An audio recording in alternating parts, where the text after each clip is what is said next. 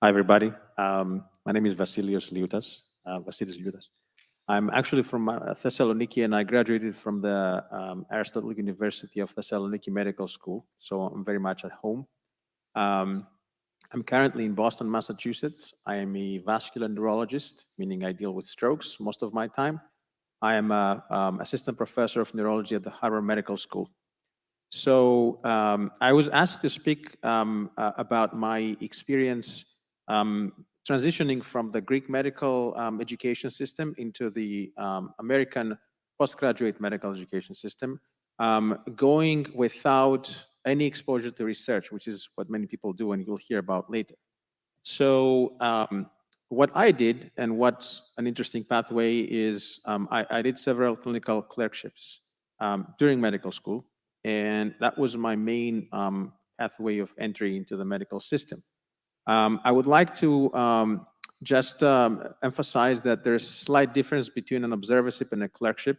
They're both very valuable, but a clerkship is something that's, I would say, kind of more official in the sense that one participates as a visiting student in the curriculum of the hosting medical school, and one has to kind of go over more rigorous assessment. They're basically viewed as a medical student of the medical school for the time of their clerkship.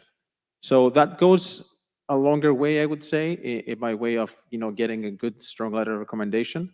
But an observership is also valuable. I would say probably a little less.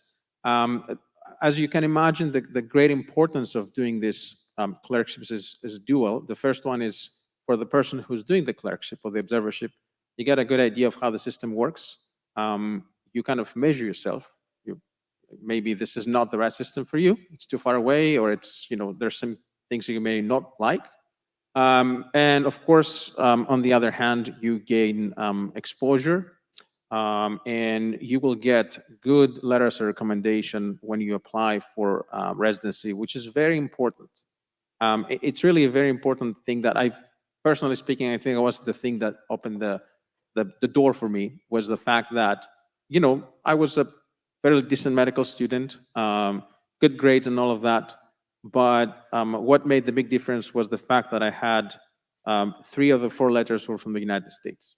And I can tell you now that I'm sitting on the other side, I'm actually the fellowship director for our hospital. And I also interview residents. And it makes a big difference to have shown that the applicant is exposed and has done well within the system.